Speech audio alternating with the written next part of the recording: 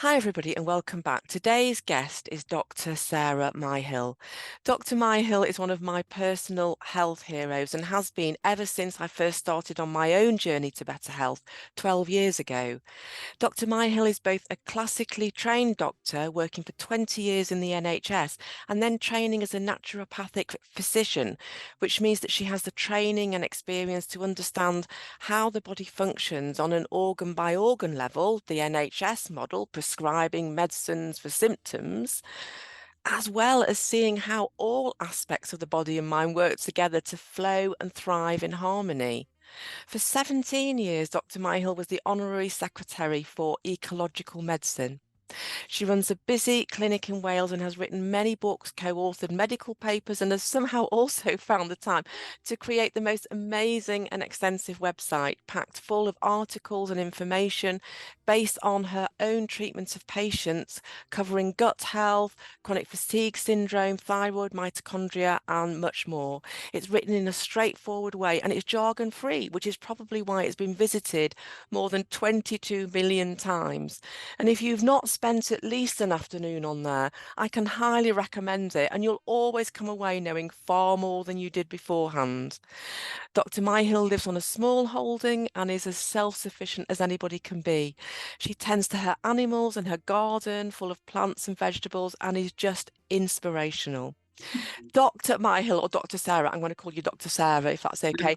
I am honoured to have you on my channel today. Thank you so much for agreeing to chat with me. I can't believe I'm talking to you. You're very welcome. I just hope I live up to your introduction.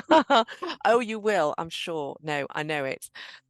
Okay, so what I want to talk to you about today is a couple of issues. So first of all, I want to touch on fibromyalgia within the cluster of chronic fatigue syndrome and ME. And then I want to, if we've got time, to chat a little bit about thyroid, starting from the very, very basics of thyroid, if that's possible. So let's begin with fibromyalgia. Now, I know a number of people who have got fibromyalgia. So can we just touch on the cluster, if you can explain the cluster of fibromyalgia, chronic fatigue syndrome, and ME, and maybe what is the underlying causes for those? Okay, well, the key point about those three conditions you detail is that they are not diagnoses, they are clinical pictures. So a clinical picture of chronic fatigue syndrome is people who simply don't have the energy that they should have. The clinical picture of ME is people who have very poor energy and inflammation. And fibromyalgia is simply the clinical picture of pain and inflammation in the muscles. So what I'm interested in are diagnoses, because with a diagnosis that tells you why you have that symptom. And of course, if you know why, then that has obvious implications for how you're going to sort it out. So chronic fatigue syndrome is the clinical picture that we see where we have poor energy delivery mechanisms. ME is the clinical picture we see when we have poor energy delivery mechanisms and inflammation. And fibromyalgia is when we have inflammation in the muscles, pain in the muscles, but we want to know the question why. Now, most people who have fibromyalgia also have chronic fatigue syndrome. The two things often go together. And that's because a very common cause of pain in the muscles is lactic acid burn. And lactic acid is what we produce when energy delivery by aerobic metabolism with oxygen is impaired and we switch into anaerobic metabolism. Now, you ask any athlete what that feels like, and the answer is it's very painful indeed. It stops them winning gold medals, because when the athletes are running along, they're running in balance in aerobic metabolism. And then when they sprint for the line, they switch into anaerobic metabolism, they produce lactic acid, and that is very painful. So, for example, lactic acid is what's responsible for angina in the heart. So I don't know if you're anybody who's had angina, which is chest pain, which is exercise induced. That's because they don't have the energy delivery mechanisms in the heart. So as they walk uphill, they go into anaerobic metabolism, lactic acid, and that's angina. So I suppose for some people, fibromyalgia is a little bit like angina of the skeletal muscles. But we always start with energy delivery mechanisms. And I now know that improving energy delivery mechanisms is absolutely central to treat almost any pathology you care to mention, from diabetes to heart disease to cancer to dementia. And we should all now, today, start by looking at energy delivery mechanisms, not partly so we can have more energy now to get on with all things we need to do, but also because this is how we prevent all those conditions. And if you have any hint of heart disease, cancer, or dementia in your family, and you don't want to die from those things, then again, putting all these things in place will be incredibly helpful to protect. Now, the analogy that I like to use when talking about energy delivery mechanisms is the car analogy.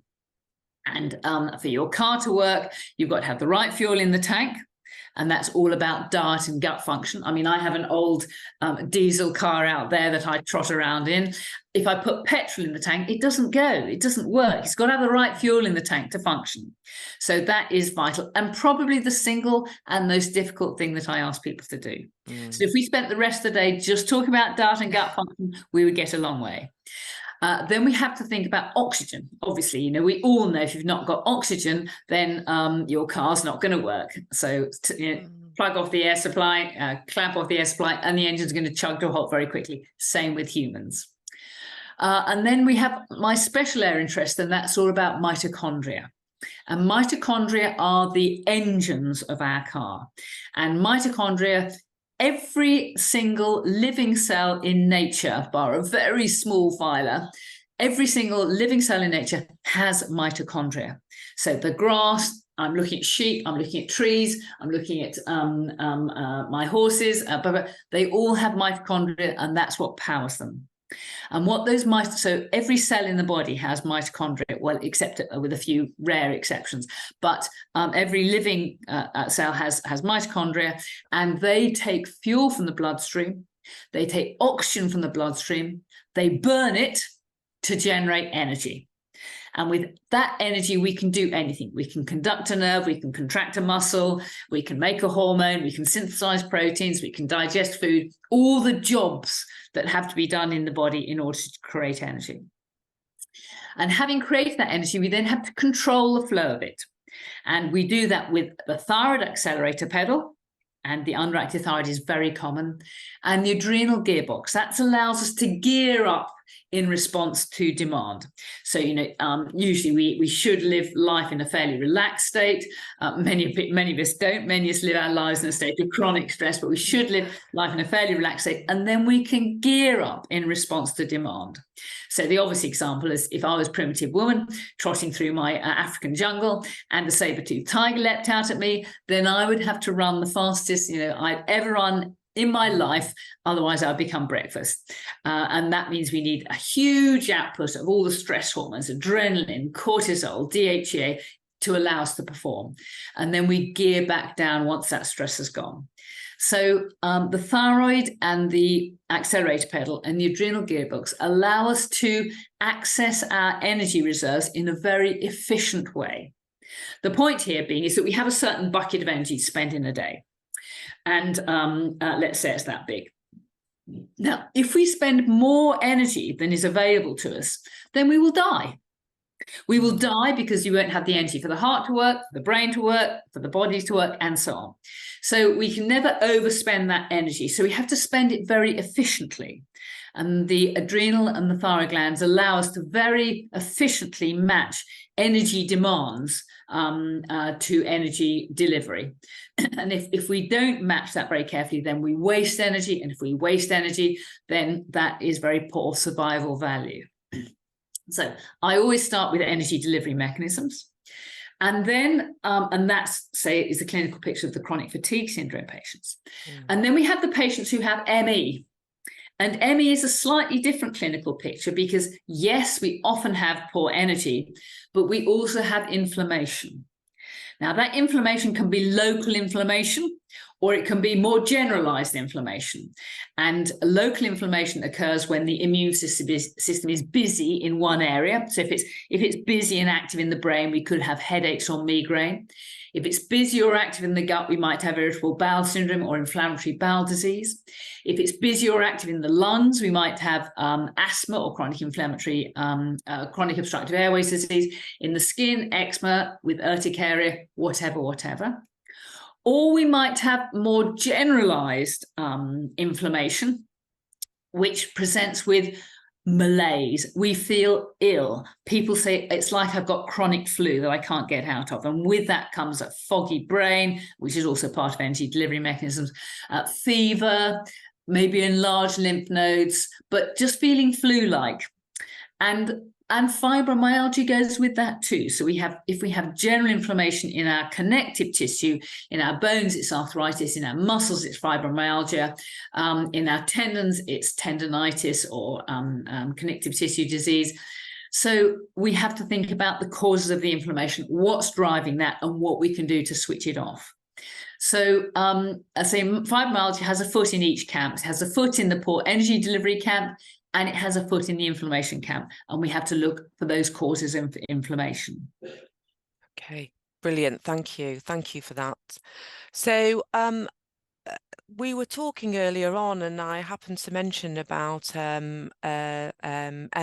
scan that had been done a number of years ago. In the MRI scan, it was noted that patients with fibromyalgia experienced pain when others didn't. And this was demonstrated that fibromyalgia is an abnormal central pain processing issue, not an autoimmune issue. I hear what you're saying, but what are your feelings about logical, because MRI scans can't see pain.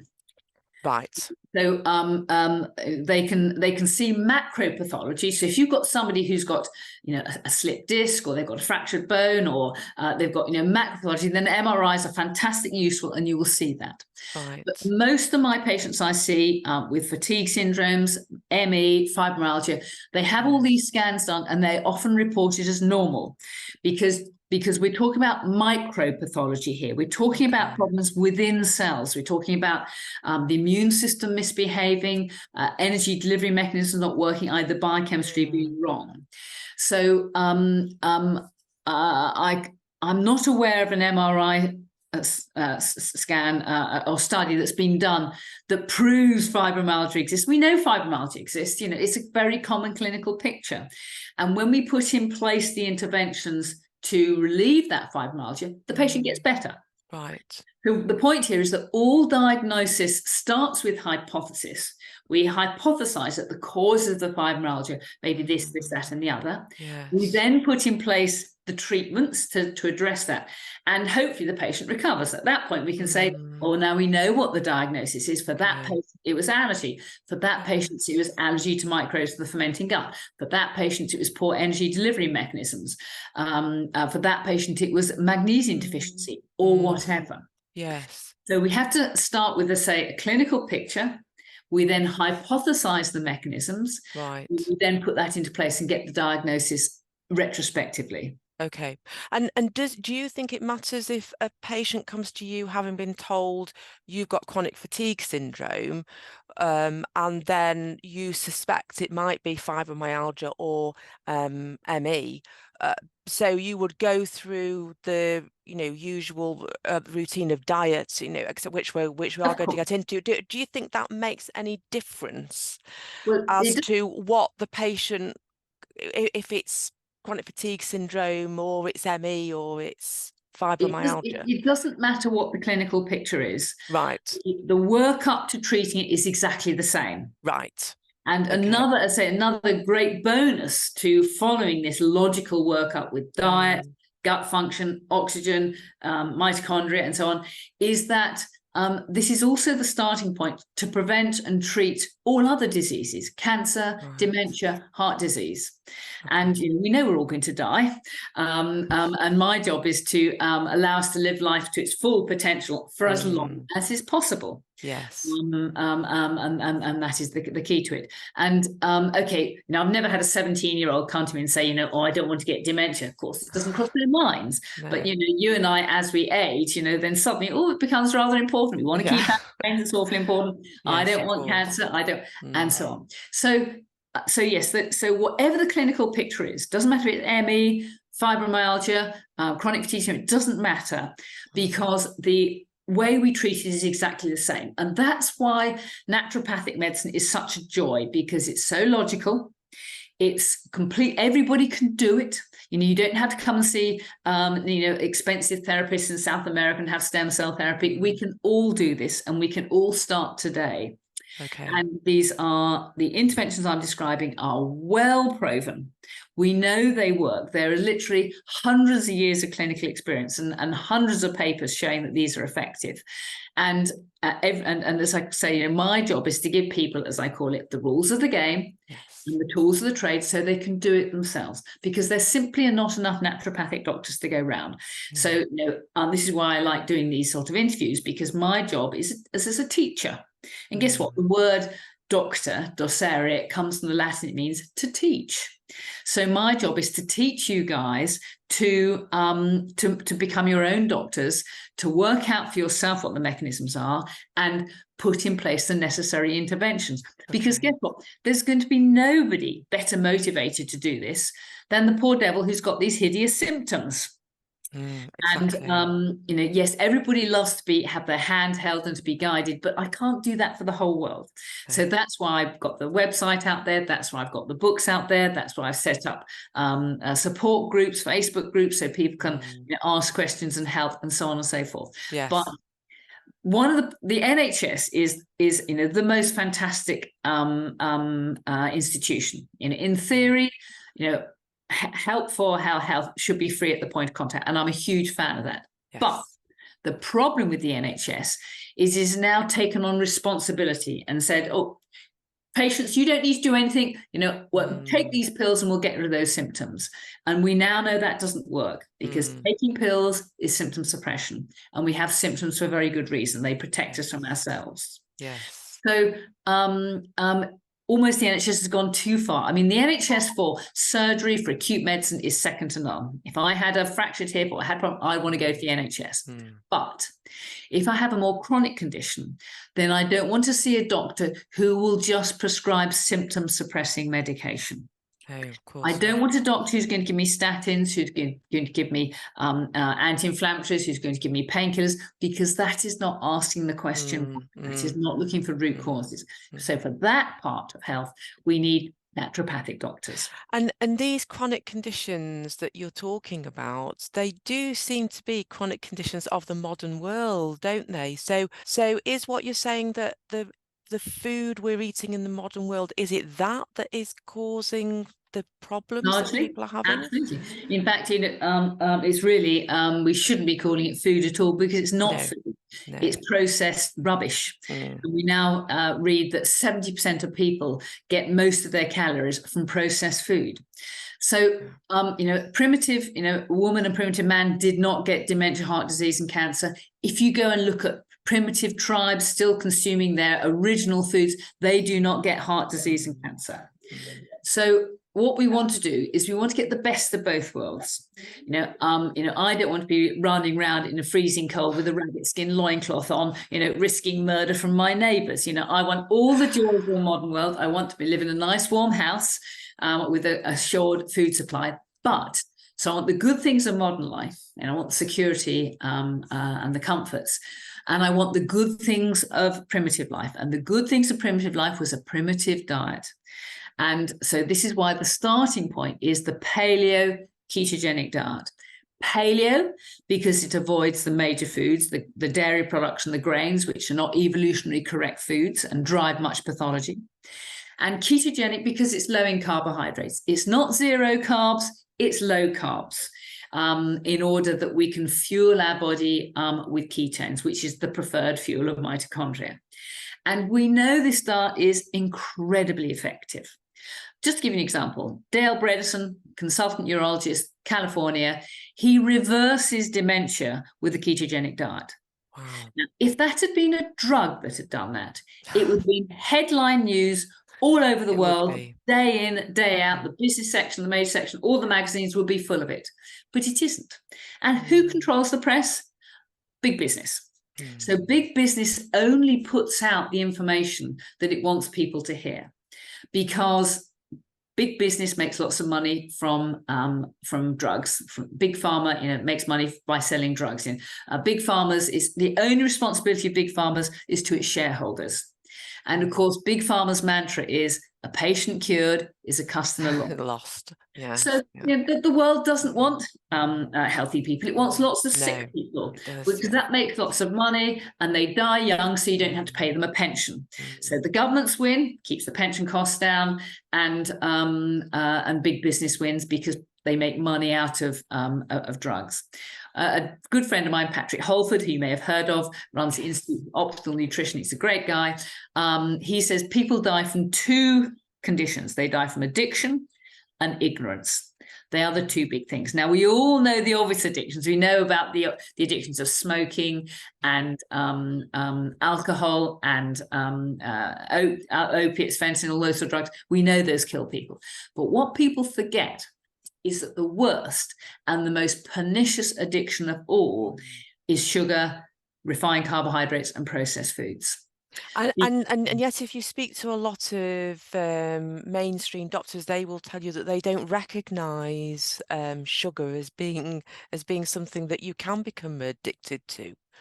Well, guess who educates the doctors? The answer is Big Pharma. And they Right. spend a lot of money on that. I mean, when I was at medical school in the 1970s, when the Big Pharma hadn't quite entirely taken over medical education, even then I can remember being told that Big Pharma spends £20 per doctor per week on promotion. Now, scale up the 1970s now, that probably translates to, £1,000, I Yeah. don't know, but they spend a lot of money per doctor per week. And it happens at all sorts of levels. So the medical journals, for example, like the Lancet, the BMJ, they all receive massive advertising revenue from Big Pharma, without which they wouldn't be able to function. So that's most medical journals. Most medical research is the same. If you want to get promoted in the medical world, it's no good being a good doctor. You don't get promoted by patients saying, she's a good doctor. You get promoted because of producing prestigious papers. Oh, I produced a prestigious paper saying this drug does that and that drug does that. And where do they get the funding from? From Big Pharma. Okay. So when Big Pharma produces a new drug, what it does is it'll send that drug to maybe 10 different doctors and say, we want you to do a study. Now, 2 of those studies will say, oh, it showed a bit of benefits. 2 of those studies say, no, it makes the patient much worse. And 6 of the studies will say, oh, this didn't do anything either way. Guess which studies get published?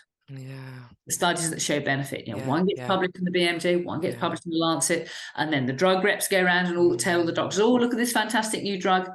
That's how it works.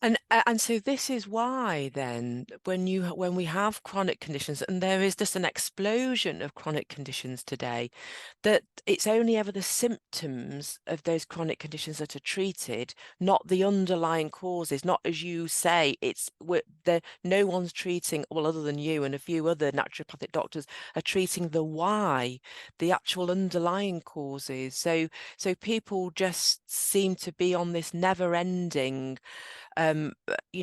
thing of taking more and more tablets throughout their life. I mean, they could be taking tablets for 20 or 30, 40 years or whatever it is.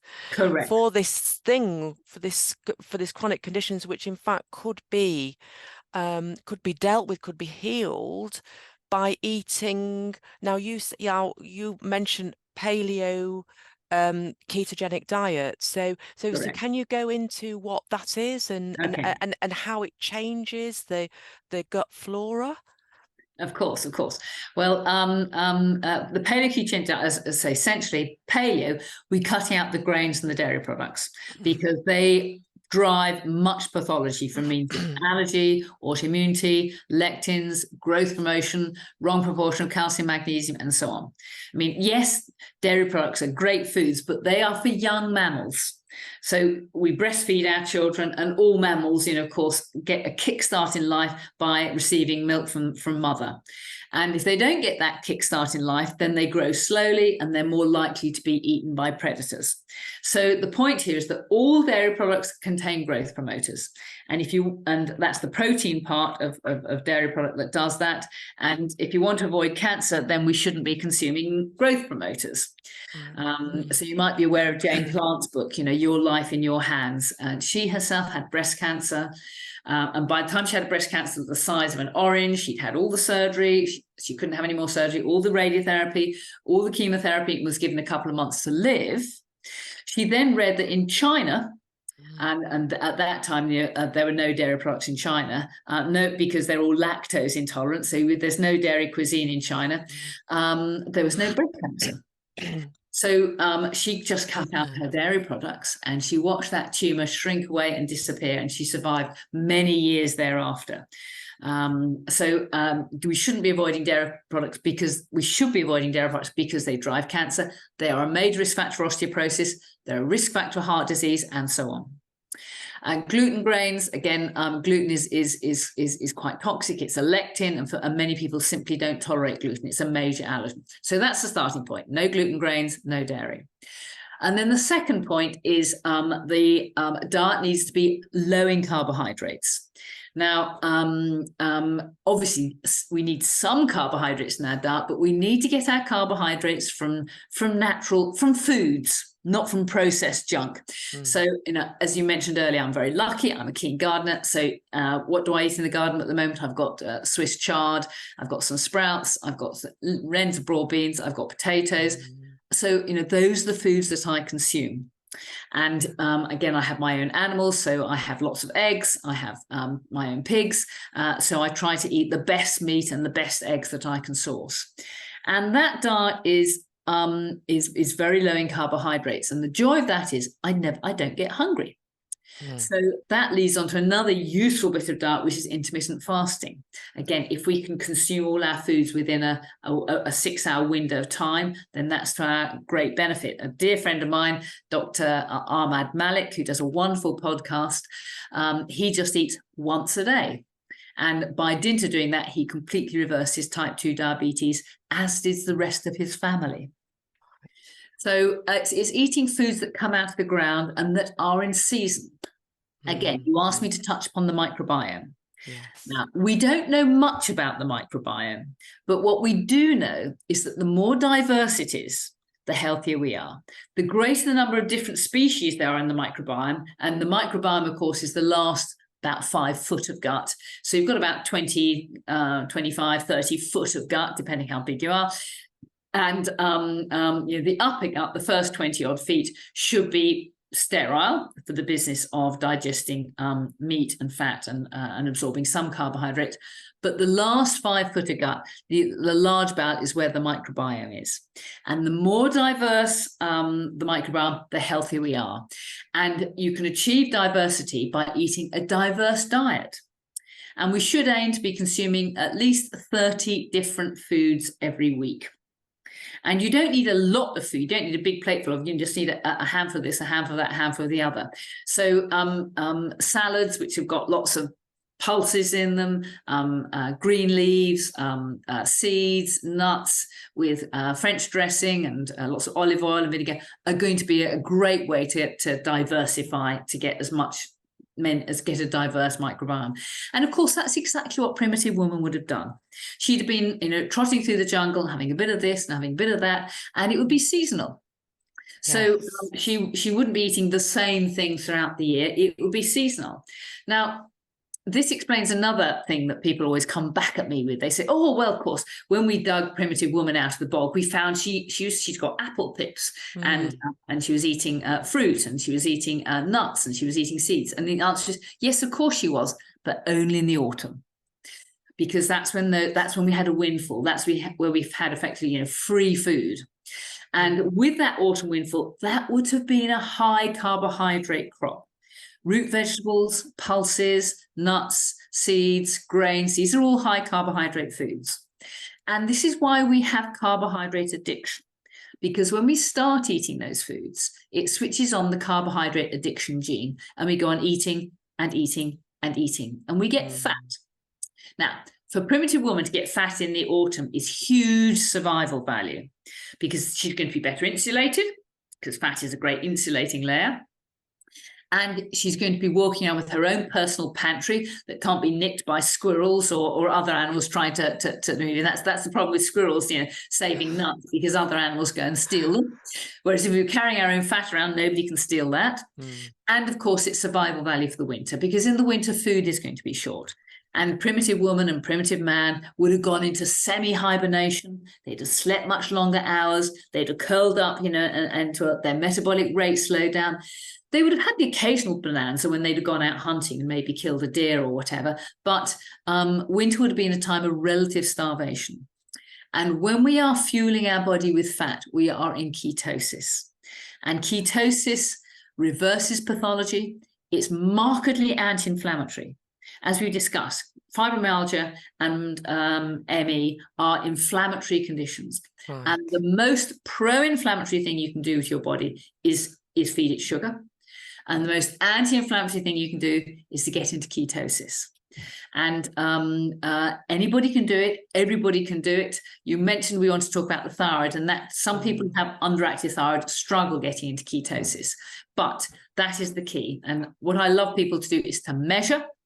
Get a little device, a ketone breath meter. The best one is this one. It's called an ACE track, but it's rather expensive. It's 200 quid's worth, but that's a good investment. Or you can get cheaper ones. I think I've got one I can show you, but you can get less expensive ones for about 40 quid. But the point is, if you don't test, then people fool themselves. And I'm very capable of fooling myself, because I'm an addict, and I'm a very good addict, and I would love to be addicted to sugars and carbohydrates, but I avoid them strictly because I know if I have one bit of sugar, I want more and more and more. I'm not satisfied until I've had more and more and more. It switches on my carbohydrate craving gene. Whereas if I'm in ketosis and I'm eating a low carb diet, it doesn't matter when I eat. And these days, I try to eat all my food within a 6-hour window, because that has other health benefits. So ketogenic diet is the evolutionary correct diet. It's what we have evolved consuming for hundreds of thousands of years. Now, it takes hundreds of thousands of years for our metabolism and our gut to change. And, and many, many generations of people are going to have to die before suddenly processed food becomes acceptable, to the human race. And for that is not an option for naturopathic doctors. We want today's people to live today well to their full potential. Of course, yes. So when somebody is eating, let's say, a modern Western diet, or when somebody is eating what they think is a healthy diet, so maybe not overly processed foods, but they're eating lots of fruit, they're eating high carb, they're eating lots of dairy, for instance, what is going on in the gut that is different to what is going to, so what's the difference? The problem with eating high carbohydrate diet, and I have to say the fructose is fruit sugar, and that is the most pernicious sugar you can consume. Right. We can get away with a little bit, but fructose is very bad news for energy delivery mechanisms. So fruit is not healthy. And fruit juice is even worse for being not healthy.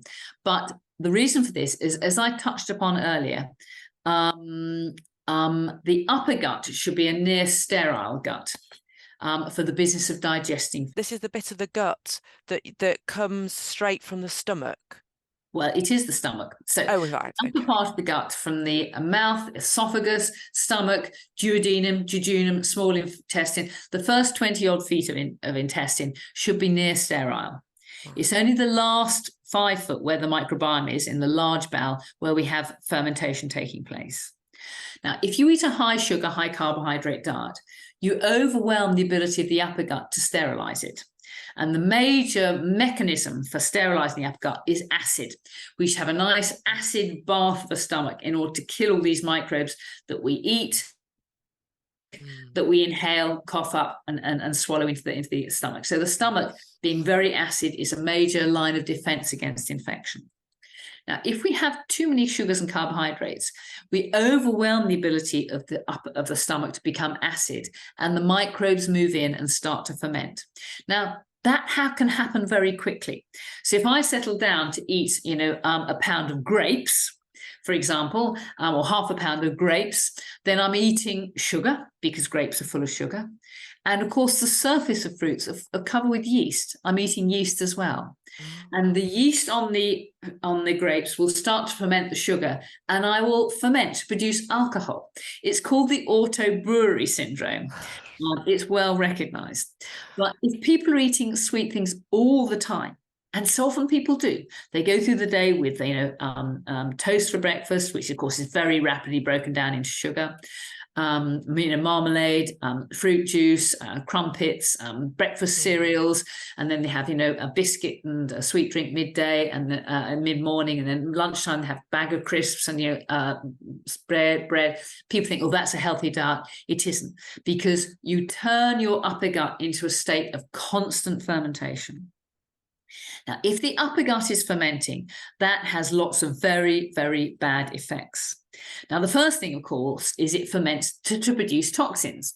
So if you've got yeast fermenting sugar, you're going to produce alcohol. As I mentioned, it's called the auto-brewery syndrome. But not just ethyl alcohol, propyl alcohol, butyl alcohol, methyl alcohols, all of which, are toxic to the body and drive foggy brain. So if you said to me, I've got to have a glass of wine for breakfast, guess what? I wouldn't be able to function in the day. No. But that would be akin to me having a fruit juice, toast and whatever. That would give me an equally foggy brain. So that's the first thing. And of course, it's not just alcohols. It's other poisons, other toxins like D-lactate, hydrogen sulfide, ammoniacal gases, ammoniacal compounds, all of these poisonous. The second point is you get a buildup of the microbes themselves. So you get a buildup of bacteria in the gut, and you get a buildup of fungi in the gut. And these microbes produce toxins. And these toxins are called, bacteria produce bacterial endotoxin, and fungi produce mycotoxins, and they poison us as well. One example is tetanus. People die from tetanus, but it's not the bacteria that kills you, it's the tetanus toxin that kills us. That's the thing, that's what gives us the symptoms of tetany. And then another point, and I think this is a really important point. I was at medical school in the 1970s, where I was taught there, and it was still taught now, that yes, those microbes can be present in the gut, but there they stay. And we now know that is not true. These microbes do get into the bloodstream, and this is called microbial translocation. So we get small amounts of bacteria, of yeast, of bacteriophages, maybe of viruses that are in the gut, getting into our bloodstream. Now, these are not evolutionary correct microbes. These are not bacteria that the immune system's been looking at for hundreds of thousands of years.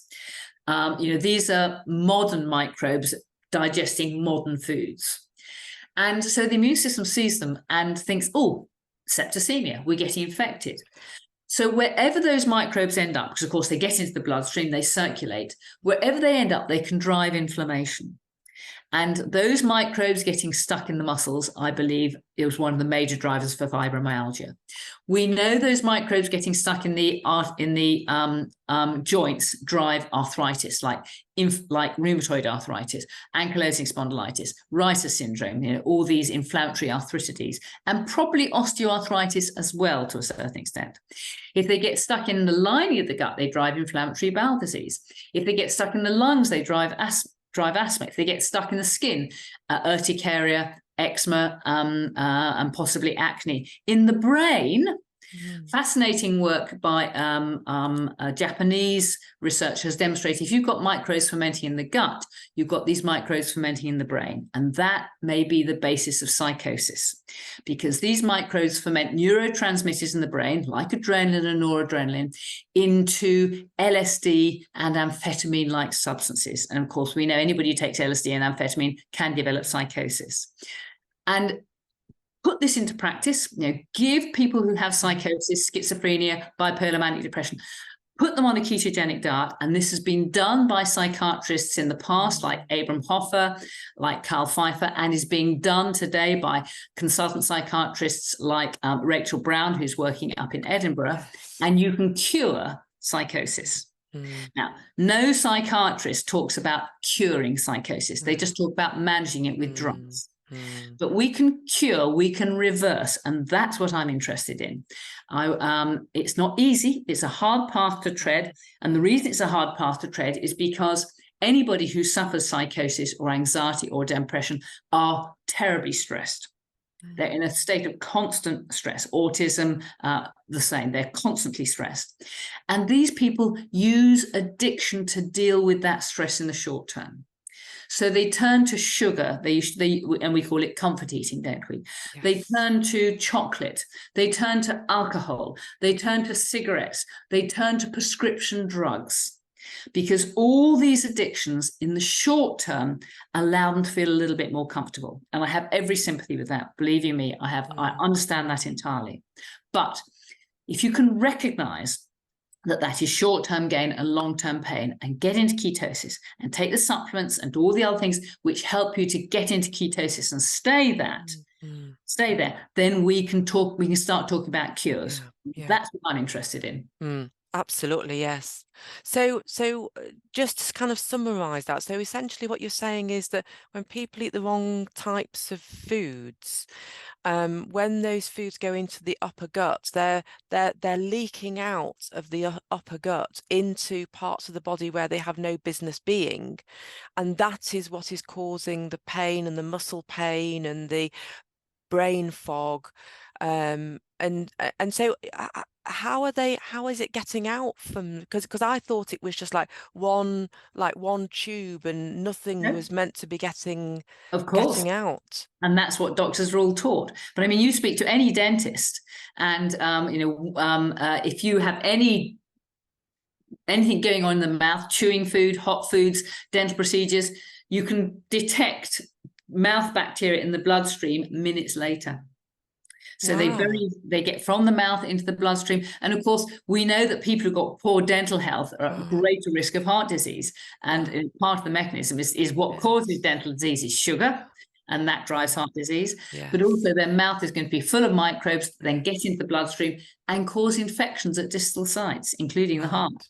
Right. So even for somebody who is healthy, there are some of these leakages going on, but they're leakages of stuff that the body recognizes, and so therefore doesn't see as being like a sort of enemy, as a problem, and therefore the body hasn't got to produce something that is trying to fight. True.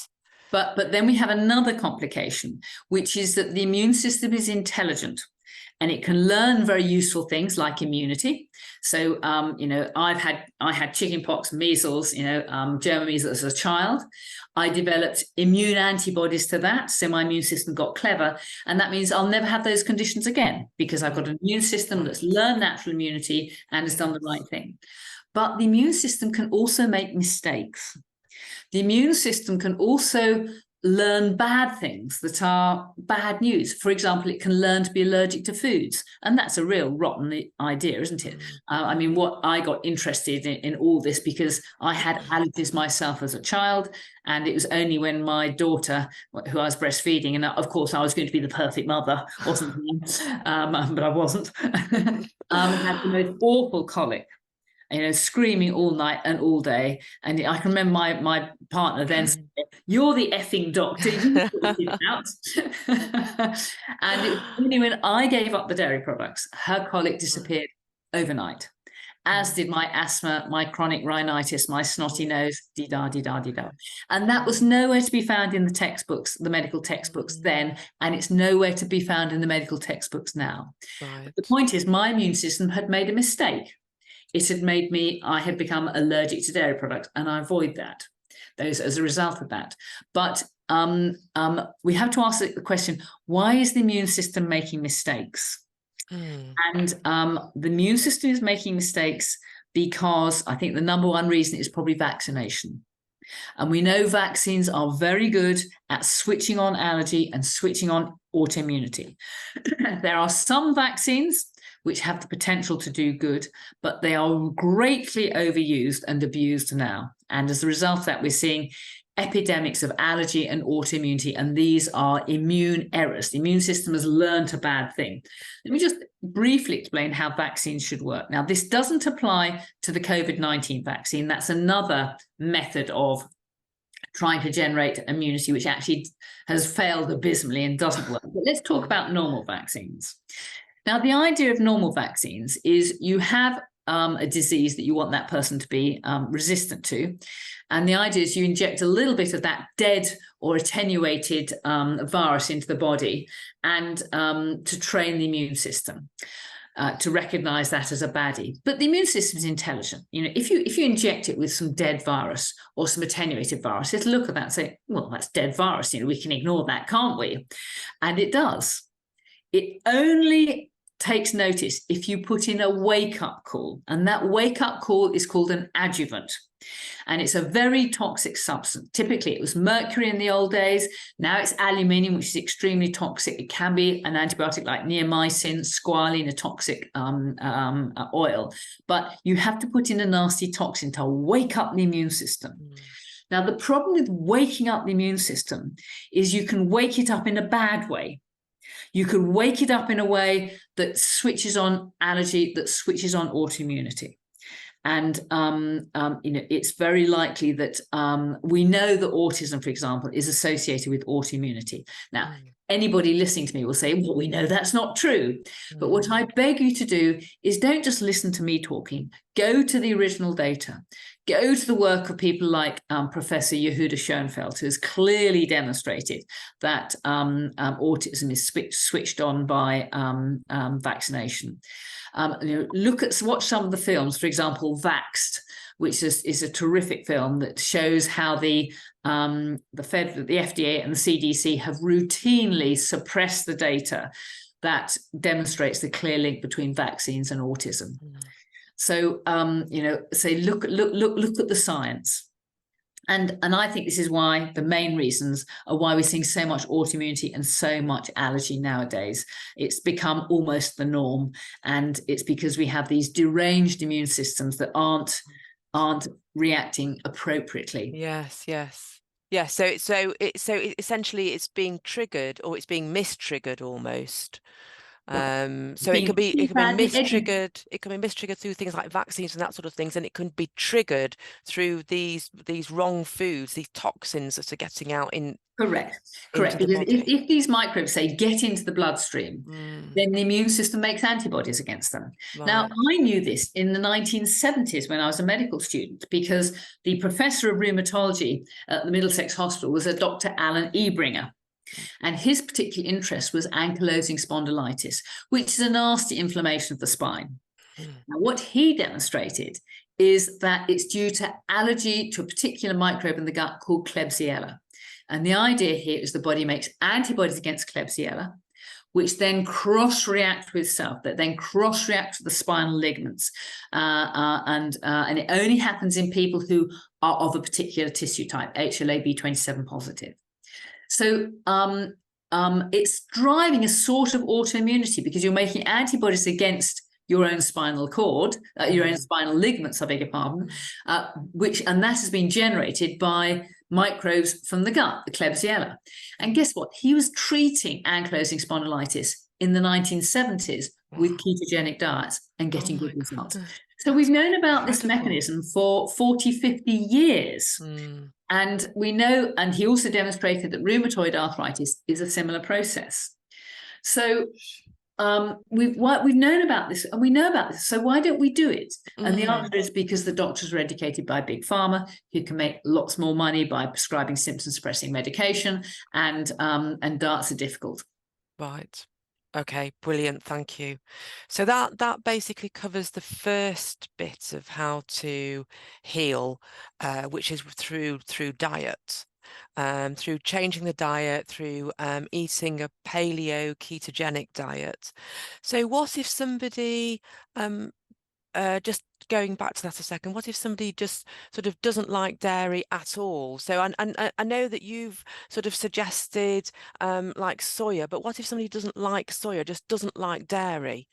You know, how do they get their fat intake up?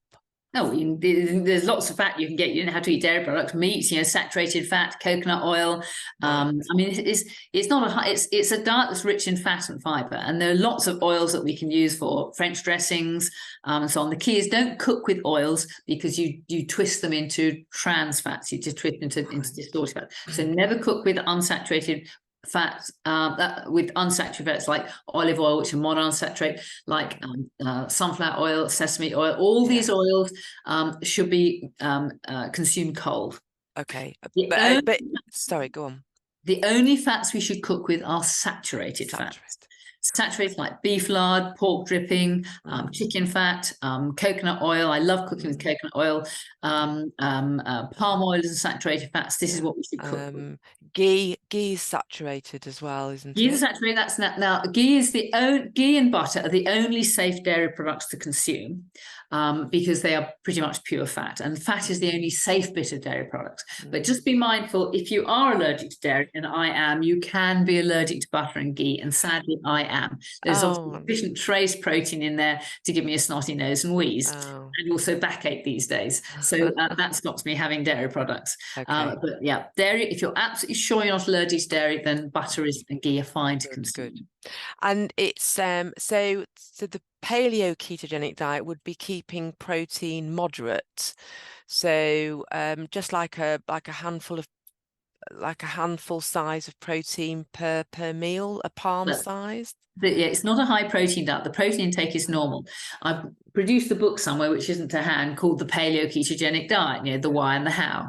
And in there it details how you can fine tune to get the right amount of protein, the right amount of carbs, the right amount of fat, which fats, how to know that you're in ketosis, what's good for the microbiome. So all these details are in the book. So if you're seriously interested in doing it, then please buy the book, and my publisher will be awfully pleased. Right, brilliant, thank you. And so saturated fat, but there's no problem with people eating saturated fat. It's not going to harm us in any way, because of course we are told that saturated fat is very bad for us, but that's not the case, is it? No, that's not the case, because that fits very nicely into Big Pharma's very simple paradigm of high fat diet causes high cholesterol, which causes heart disease. Nonsense. I can show you studies where the higher your cholesterol is, the longer you live. And the ridiculous, I mean, my patients are told by their GPs, so if their cholesterol goes above 6, you've got to be on statins, terribly dangerous. And that's complete tosh. And there's a wonderful book written by Aseem Malhotra, who's a consultant cardiologist, called A Statin-Free Life. And basically, the benefits of statin are virtually or less than 1%. They're virtually useless. Malcolm McKendrick, another wonderful author, wrote The Great Cholesterol Con. Again, please read that so you can make sense of it all. But against this, of course, we have Big Pharma. Now, there's a statin called atorvastatin, which is worth to Big Pharma $1 trillion a year. It's a massive moneymaker. It's the single biggest selling drug worldwide. But we know from Malhotra's book, it's next to useless. That is the power of propaganda. That we have been, and the doctors have allowed this to happen. They have allowed themselves to be subject to this tosh, and it really is tosh. They don't engage their brains, but it makes for quick, simple, easy, drug, mindless medicine. And that's the awful thing. That's what's happening now. And it seems to be that statins are particularly bad for women, aren't they? Well, they're bad for men and for women. And the reason they're bad for men and women is they inhibit the body's own production of coenzyme Q10. Now, coenzyme Q10 is so important because it's essential for mitochondrial function. Now, we've touched upon mitochondria. They are the engines of our car. And to continue with the car analogy, CoQ10 is the fuel, I beg your pardon, it's the oil that allows those engines to work in a frictionless way. So by having good levels of CoQ10, which is a very important electron donor and acceptor within mitochondria, allows that biochemistry to flow in an effortless, frictionless way. And just like we want our car engines to run in a frictionless way, because that is very efficient, so we want our mitochondria to run. And so taking statins will accelerate the aging process in every single department of our body. Right. Okay. So just moving on to the topic of mitochondria now, because I know that is very important, and it's something that is one of your favorite topics, I think, isn't it? So can you tell us a little bit about mitochondria? So mitochondria are the engines of our car. And for our mitochondria to work efficiently, we've got to have the right fuel in the tank. Well, the desirable fuel is ketones. So that's the starting point, and we've covered that. And then they need certain raw materials to work well. So again, using the car analogy, we need magnesium. Magnesium is like the spark plug of our engines. You know, if you haven't got that sparkle, then the fuel is never going to burn. Coenzyme Q10, absolutely vital. That is the oil. Vitamin B3, again, that's another oil of the engine. It's a very important donator and acceptor of protons. And for the biochemists amongst us, we all know that the biochemistry of mitochondria is called chemiosmosis, and that depends on proton pumps. And it's vitamin B3 that handles those protons. And then to get that fuel, that acetate fuel, into our mitochondria, we need a fuel nozzle. So we're filling up our car with the fuel. We have to get the fuel into the engine, and that's called the carnitine shuttle. And we need acetyl L-carnitine. It's called carnitine because it's a meat protein. So this is why meat and having some protein in our diet is so important, especially meat protein. That gives the carnitine. And then finally, the raw material to make the energy molecule ATP is D-ribose. So with those 5 raw materials, you can greatly help your mitochondria to work. Brilliant. And then we must stop poisoning our mitochondria. And we can poison our mitochondria with, guess what, products of the upper fermenting gut.